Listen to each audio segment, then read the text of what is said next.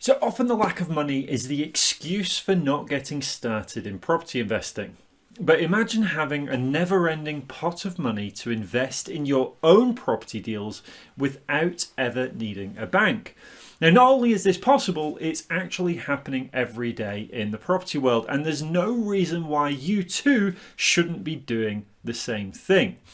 Now, in this podcast, what I'm going to do is I'm going to give you some tips and tricks to help you understand the different investor types, who the best investors are to work with, and of course, how to go and find them, and really give you reasons why they're going to want to work with you.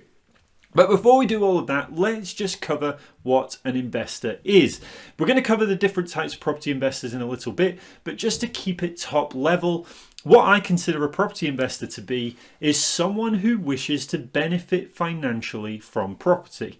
So that might be someone who wishes to purchase property themselves, control property without owning it, like the rent-to-rent strategy, or it might even be someone who wants a return on their capital, on their cash, but by lending it to invest in property for a return. Now, of course, it's a very generic definition, and we're going to come on to a little bit more detail in a bit, but hopefully it's one that opens your mind to the possibilities of working with others on your own property journey. But really, why might an investor want to work with you, or why would you want to work with an investor? Well, the obvious reason is money, of course. The investor's got money, you need money, so working together is obviously going to make sense as long as the terms are favourable for all parties involved. But what about experience? There are plenty of property investors out there who have lots of experience, but maybe they're now looking for a more hands-off approach to leveraging their capital. That also means that not only are they going to be lending you the money, but they're also going to be helping you gain experience. I mean, you might even consider teaming up with an investor when you've got your own capital just to get that experience on board, that experience that they can bring to the table.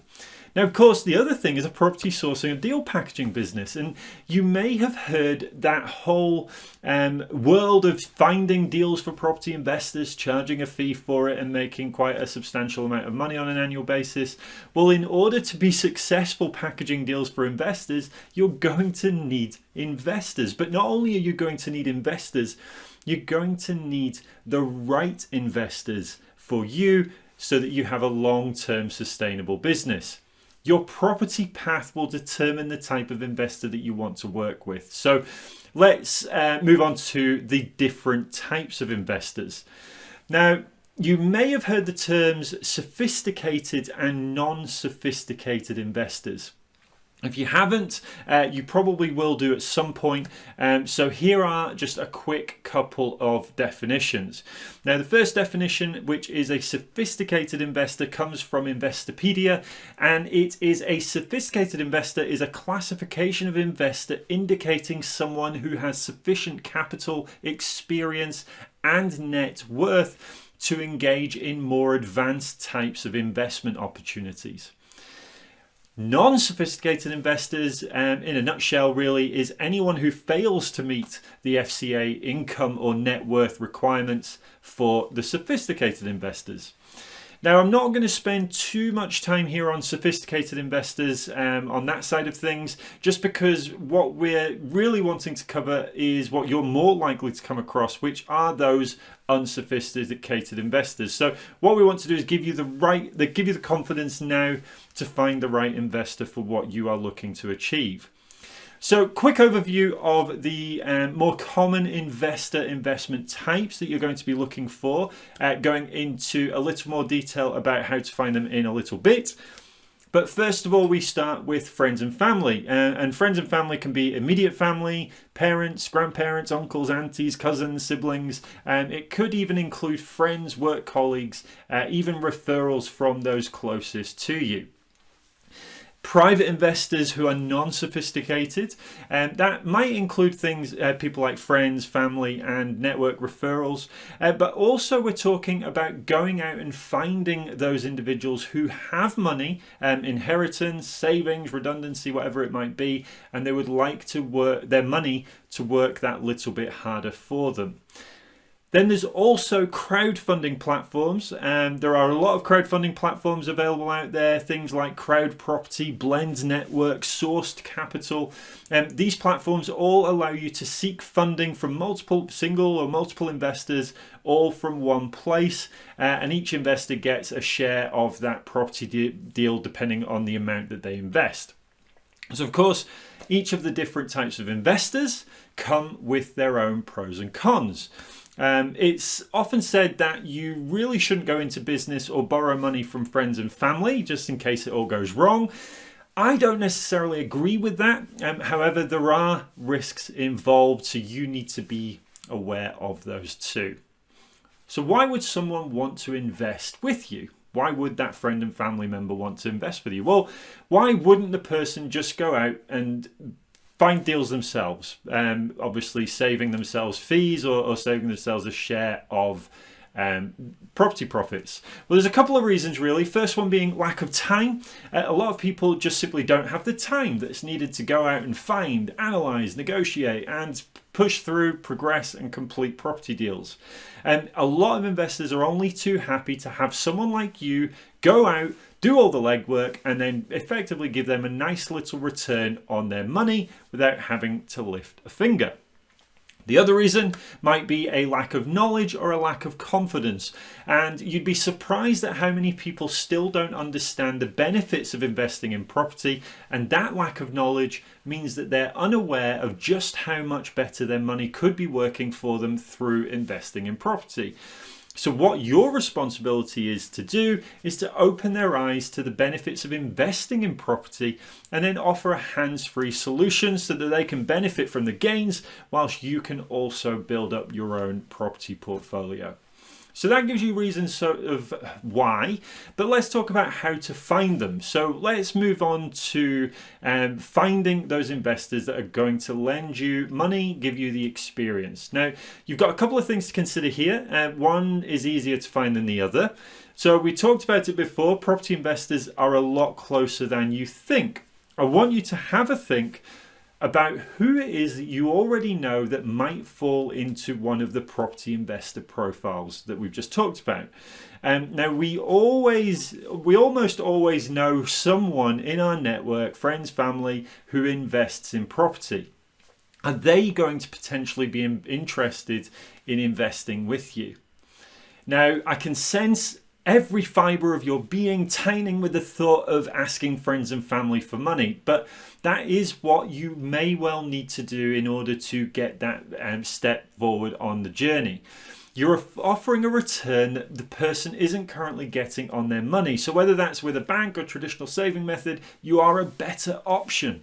The easiest and quickest way to find property investors is always going to be your existing network. They know you, they like you, and hopefully they trust you, and that means that those are the three requirements that any successful property investor relationship is going to have. Okay, so you've now exhausted your existing network and unfortunately you've had no luck, or maybe you're just a little bit too shy or nervous to ask. Well, where are we going to next? So we're going to be firstly talking about property networking events. Now the traditional go-to place for those first starting out tends to be those property networking events, PIN, PPN, PEN, whatever they might be.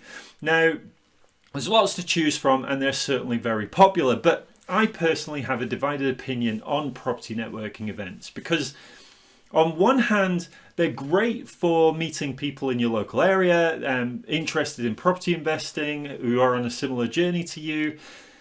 But on the other hand, they're potentially not quite as far down on the journey. They're trying to attend the events for the same reasons that you're doing. And it's maybe not necessarily the right place to find investors looking to invest passively with you. Now, I'm certainly not advising against property networking events because they do play their part on your property journey and you are going to meet some fantastic people there, but I'm not necessarily convinced that they're the go-to place to find investors to invest in your deals.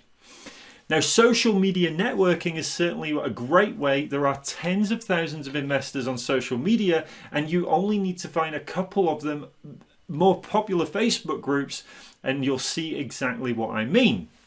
Now, your job is to find the needle in the haystack, the quality investors that are aligned with what you're looking to achieve. Now, remember, the investor types a lot of the more visible investors on social media tend to be those that are maybe inexperienced and not necessarily the ones who you want to work with. Now, I'm not saying that is everyone on social media, but you are going to have to work that little bit harder than just simply posting on a Facebook group saying, looking for investors in the X area, please get in touch, because you will waste a lot of time with people that aren't suitable.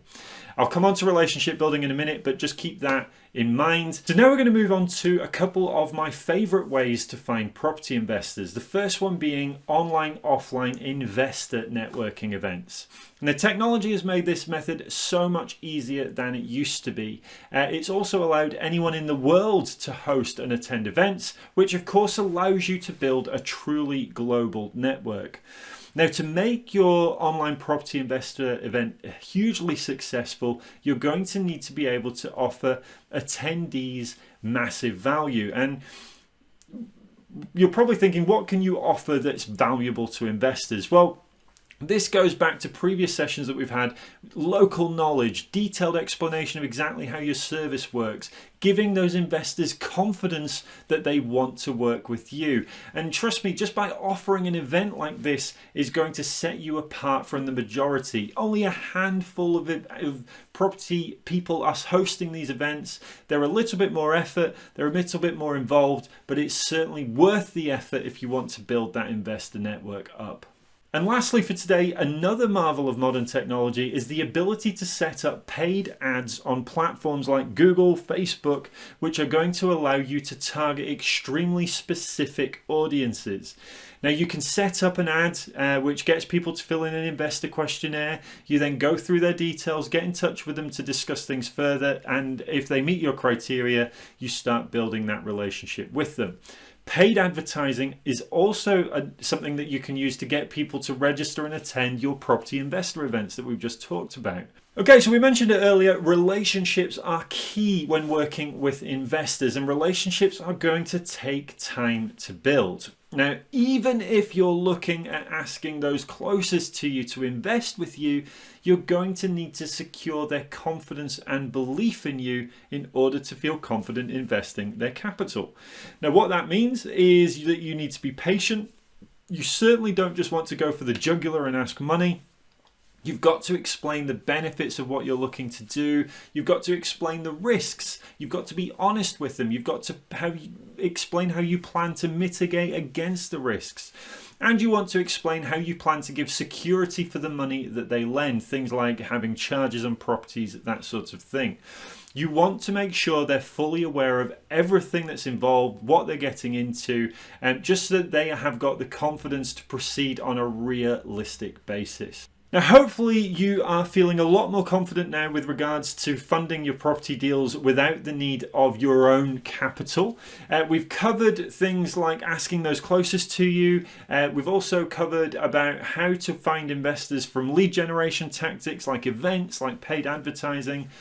But the most important thing I want you to remember after this session is the importance of taking your time, building relationships, and ensuring that you don't get into agreements with the wrong type of person.